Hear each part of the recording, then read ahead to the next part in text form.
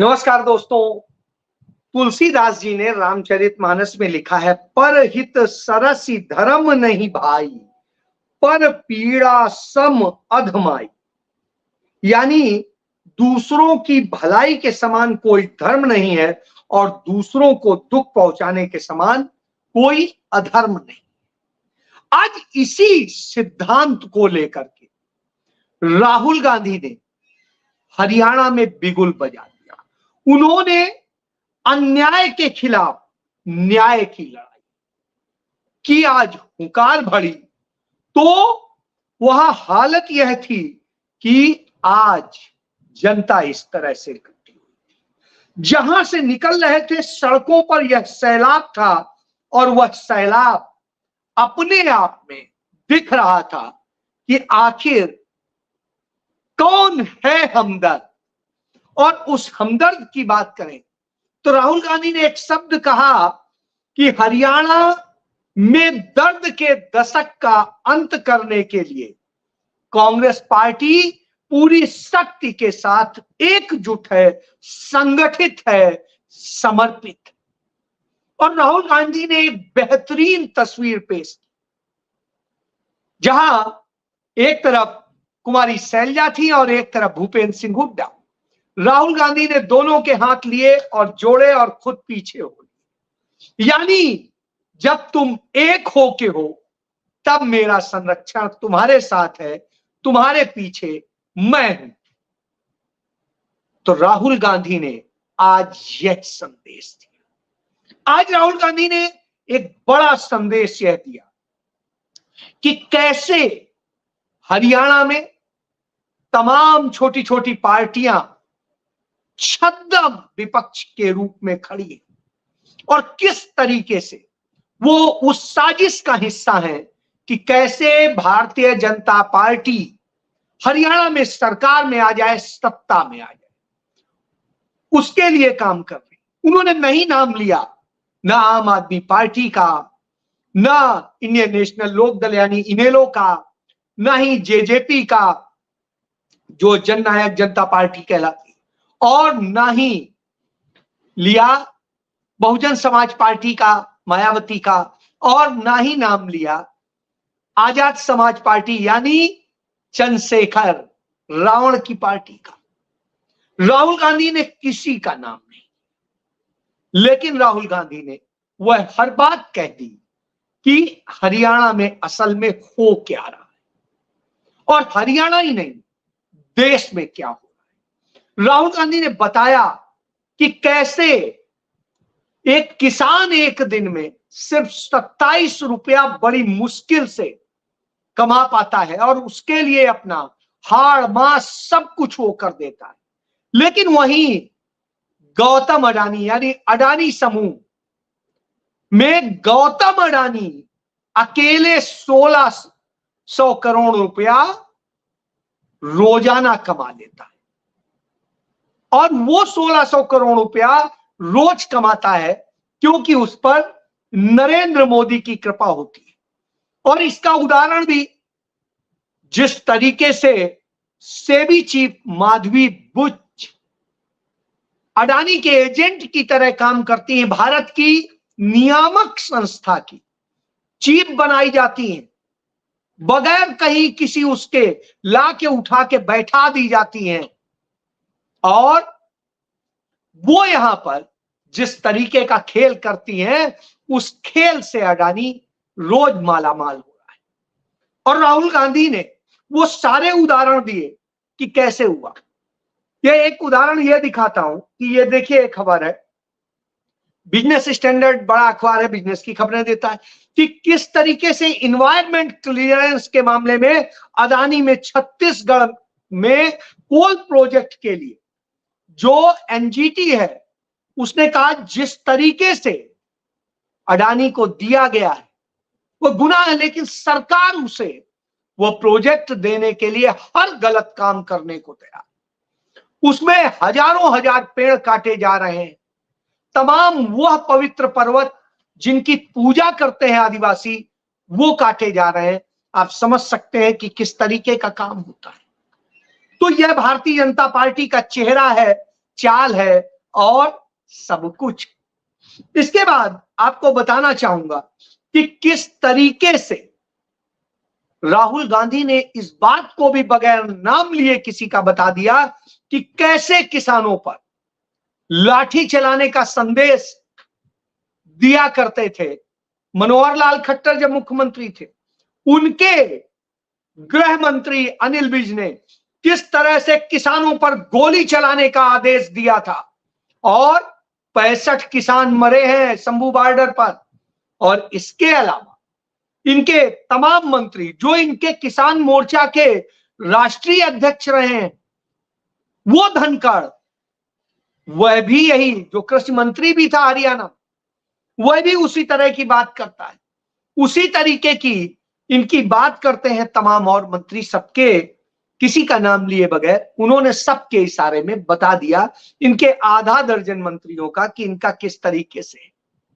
इसके बाद में राहुल गांधी ने जो काम किया वो ऐसे किया कि कैसे संविधान आपको सम्मान और अधिकार देता है, और उन्होंने कहा सिर्फ सम्मान से तो काम नहीं चलेगा। आपको भूखे रखा जाए और कहा जाए कि मोदी सम्मान दे रहा है तो ये तो नहीं चलेगा।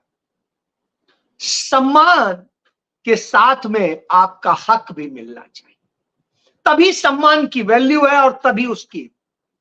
तो राहुल गांधी ने वह भी बता दिया।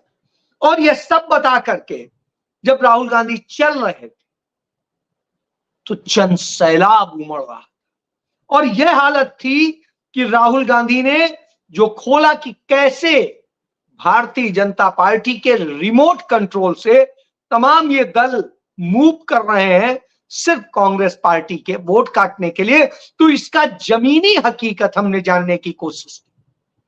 दलित समुदाय के कुछ लोगों से मुलाकात की। उन्होंने कहा भैया पहले तो भरोसा था बसपा पे, लेकिन अब पता है मायावती भाजपा के इशारे पे, नरेंद्र मोदी के इशारे पे चलती हैं, तो हम सोच भी नहीं सकते कि हम अब बसपा के उसमें जाल में फंसे। और इसी तरह उन्होंने यह भी बता दिया ये चंद्रशेखर रावण का तो यहां कुछ था ही नहीं, और आ भी जाएंगे तो क्या करेंगे।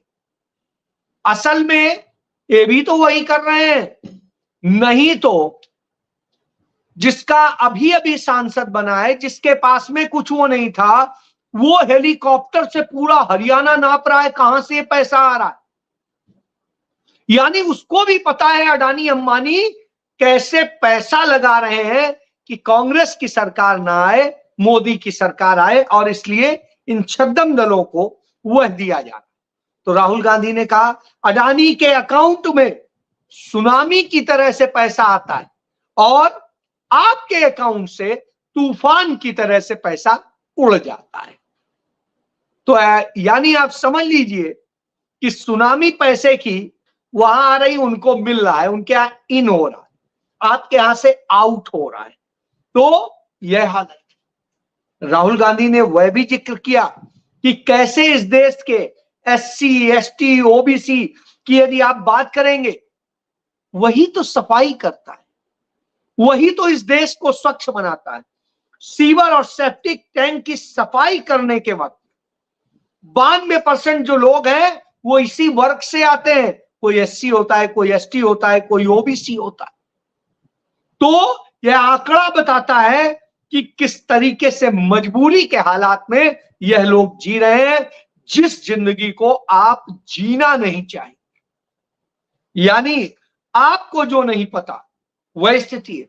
तो हरियाणा विजय संकल्प यात्रा आज उन्होंने अपनी बहन प्रियंका गांधी के साथ शुरू की। इस यात्रा ने वह काम कर दिया है। पहला दिन था, पहले दिन अंबाला जिले की जो पंचकुला से बिल्कुल सटा हुआ है, उससे नारायणगढ़ सीट से उन्होंने शुरुआत की, और वहां से वो जब चले यमुनानगर की तरफ यानी सहारनपुर वाले रोड पे, तो चलते चलते जनता ऐसे चल रही थी कुछ कहना नहीं। और एक जगह तो एक बड़ा शानदार सीन आता है कि एक किसान अपनी लठ लेके साइकिल से जा रहा है, राहुल गांधी का काफिला निकलता है। काफिला उसको ना तो किनारे होने को कहता है और ना ही उसे रोकता है। राहुल गांधी की गाड़ियां, जो काफिले की गाड़ियां थी, वो थोड़ा सा साइड ले लेती जिससे किसान को तकलीफ ना हो। आप याद करिए वह दिन 2022 की बात है। नरेंद्र मोदी गए थे फिरोजपुर और फिरोजपुर में किसान खड़े थे कहीं पर, वहां से कई किलोमीटर दूर। और जब कई किलोमीटर दूर खड़े थे तो गाड़ी रुकवा ली एक पुल पर, और उसके बाद क्या बोले थे, अपने मुख्यमंत्री से कहना मैं जान बचा के आ गया हूं। अब आप सोचिए, जान बचा के आ जाते हैं। यहां राहुल गांधी को कोई महसूस ही नहीं होता है।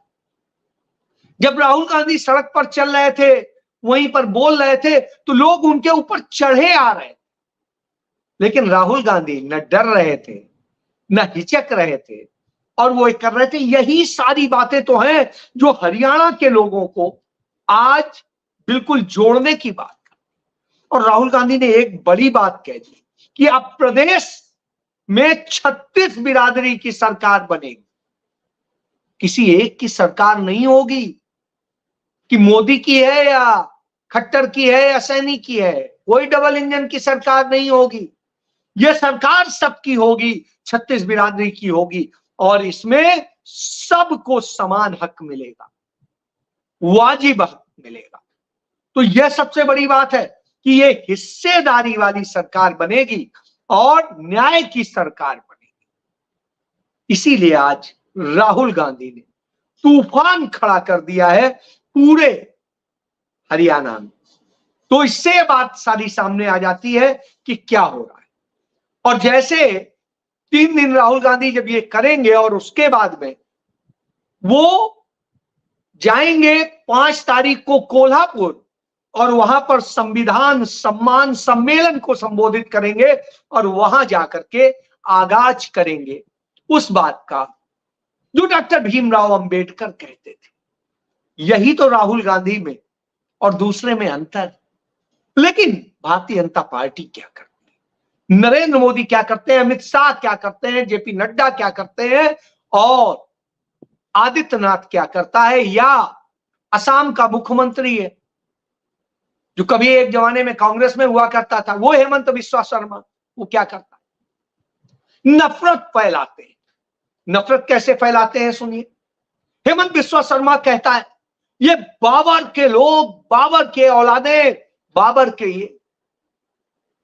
तो साहब बाबर की औलाद कौन है, इसका सर्टिफिकेट ही कैसे दे रहे हैं? क्या इन्होंने अपना डीएनए टेस्ट कराया है? यदि यही है तो चेक कराओ, क्योंकि मुस्लिम आक्रांता कहते हैं जब आए थे तो तमाम लोगों के साथ में यहां बच्चे पैदा कर गए। तो ये सोच लो, पहले बोलने के पहले सोच लो कि तुम कहां से हो। किसी का टेस्टेड नहीं है। बहरहाल इसके बाद आदित्यनाथ कहता है कांग्रेस और ये मुस्लिम्स का ये और वैसे करके नफरत फैलाते हैं।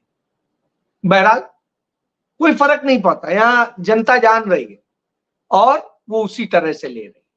तो योगी को यहां ढोंगी कहते हैं, तो यह आप समझ लीजिए। अब इसके बाद आइए, अमित शाह और जेपी नड्डा आते हैं। वो कहते हैं राम का अपमान किया और ये किया और वो किया कांग्रेस, राहुल गांधी। पता नहीं कौन सी कहानियां सुनाते। अरे काम बताओ यार। नरेंद्र मोदी आते हैं, वो भी इसी तरह से सुर अलापते हैं। अब ये नहीं समझ में आता, ये इनमें कोई प्रधानमंत्री है, कोई गृह मंत्री है, कोई किसी चीज का मंत्री है, कोई किसी चीज का मुख्यमंत्री, कहीं कुछ है। ये सब क्या है? ये सब सड़ांध पैदा करने के लिए है। जब ये सवाल मैं खुद से पूछता हूं, समाज से पूछता हूं, तो जवाब मिलता है इसका, हां ये सड़ांध पैदा करने के लिए। कैसे? आप याद करिए, अभी 2 दिन पहले बारिश हुई और वो हुआ तथाकथित महाकाल लोक में कई खंभे गिर गए, कई वो गिर गया। बिहार में भयंकर बाढ़ आई हुई है, लोग मर रहे हैं और सब कुछ हो रहा है, और वहां के मंत्री विदेशों में जाके ऐश से अय्याशी कर रहे हैं, दारू पी रहे हैं, उसकी फोटो वायरल हो रही। और स्थिति यह है कि वो ये कर रहे हैं, और वहीं कांग्रेस से जुड़े हुए पप्पू यादव जो निर्दलीय सांसद हैं, वो जाकर के क्या करते हैं, वो वहां जाके लोगों की मदद करते हैं। आपको ये फोटो मैं दिखा देता हूं, मुझे लगता है अच्छा रहेगा। ये बीजेपी के मंत्री साहब हैं, ये देखिए एंजॉय कर रहे हैं, और यहीं ये पप्पू यादव हैं, ये उनके बीच में जा रहे हैं, मदद कर रहे हैं और पैसे भी दे रहे हैं और सब कुछ कर रहे हैं। तो ये स्थिति है कि अशोक चौधरी तो दुबई में बैठ के ऐश मार रहे हैं और ये कर रहे हैं। तो ये अंतर है कांग्रेस में, इसीलिए राहुल गांधी कहते हैं कि यह अंतर, तो इस अंतर को समझ लीजिए। और नरेंद्र मोदी जो कर रहे हैं वो भी यही है कि हिंडनबर्ग की जो रिपोर्ट थी उसमें जो आया था कि सेबी प्रमुख माधवी विज अदानी के साथ मिली हुई है, उसके डॉक्यूमेंट्री प्रूफ आ चुके हैं, बावजूद इसके ये नहीं कहेंगे। तो मोदी कर क्या रहे हैं? मोदी इस देश के साथ धोखा कर रहे हैं, चाइना के लिए काम। और इसका उदाहरण ये आप देखिए, ये है कि जो लुधियाना की होजरी इंडस्ट्री थी उसमें चाइनीज कपड़ों का 60% तक कब्जा हो गया, और इस बार 1500 करोड़ रुपए मूल्य के कपड़े जो है उनके खरीदे। अब आप समझिए यह स्थिति है, तो आप कौन सी उम्मीद करेंगे? क्या बना रहे हैं, कौन सा देश बना रहे हैं? तो आप झूठ बोलेंगे, नफरत फैलाएंगे, और ऐसा ही नफरत का खेल ये हिमाचल में कर रहे हैं, दिल्ली में कर रहे हैं, दूसरे और राज्यों में कर रहे हैं। आपको मैंने कल बताया था कि जयपुर में किस तरीके से एक बेचारे गरीब सब्जी बेचने वाले मुस्लिम समुदाय के युवक को किस तरीके से पीटा था, और उसके बाद में तमाम चीजें। वो वहां के नफरत फैलाने वाले एमएलए जो ऐसी छोटी पार्टियों की मदद के कारण जीत गया बाल मुकुंद 900 कुछ वोट से। यदि आम आदमी पार्टी जो 600 के आसपास वोट लेके गई थी और एक और ऐसी पार्टी, यदि ये ना होती तो वो चुनाव हार गया, तो बहरहाल वो एमएलए हो गया।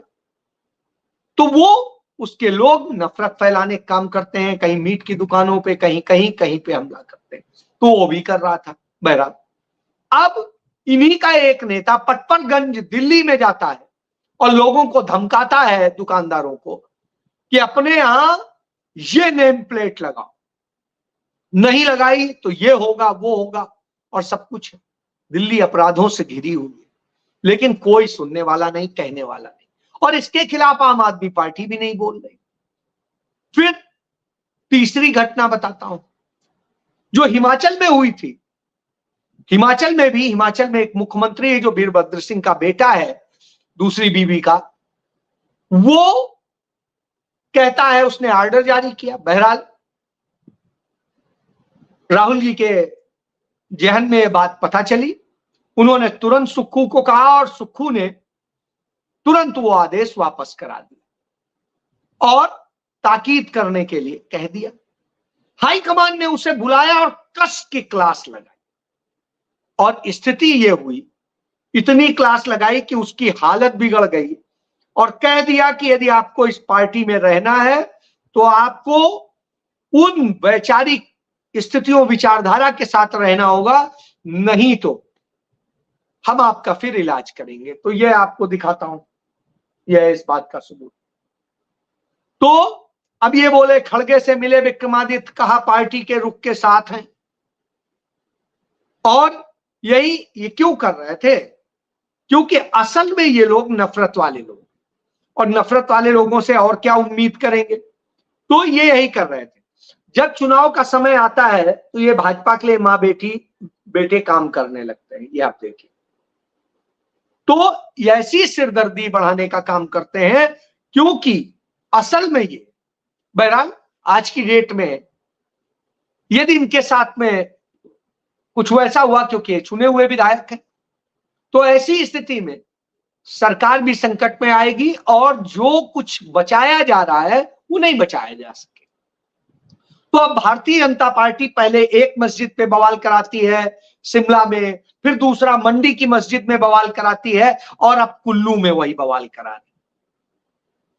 तो इस तरह से लगातार लगातार इस तरह की घटनाएं हो रही। एक घटना नहीं, लेकिन राहुल गांधी के कड़े रुख ने हवा तो खराब कर दी है और अब उन सबको शालीनता के साथ क्यों ये चाह रहे हैं, क्योंकि यदि कांग्रेस पार्टी की सरकार है वो लाठीचार्ज कर दे, कुछ कर दे, तो ये महाराष्ट्र में भी बुनाएंगे जाके कि देखिए हिंदुओं पे लाठी चला रहे हैं, ये हरियाणा में यही बुनाएंगे, ये जाके झारखंड में बुनाएंगे। तो ये चुनाव का फायदा लेने, नहीं तो इतने सालों से मस्जिदें बनी हुई हैं वो, तब नहीं सवाल उठ रहा था कि ये अवैध है, ये है, वो है। तो साजिश को समझिए, भाजपा इस तरह की साजिशें करती है, छोटे दलों को किस तरीके से साजिश करेगी, इनके जरिए साजिश करेगी, उनके जरिए साजिश करे, तो ये साजिश का हिस्सा है, इनसे सावधान रहिए। और इनको सबक सिखाने के लिए एकमात्र रास्ता कांग्रेस है, जो कि राहुल गांधी के आज अगुवाई में चल रहा है, क्योंकि अब ये वो कांग्रेस नहीं, अब ये राहुल गांधी की कांग्रेस और वैसे ही चले। जय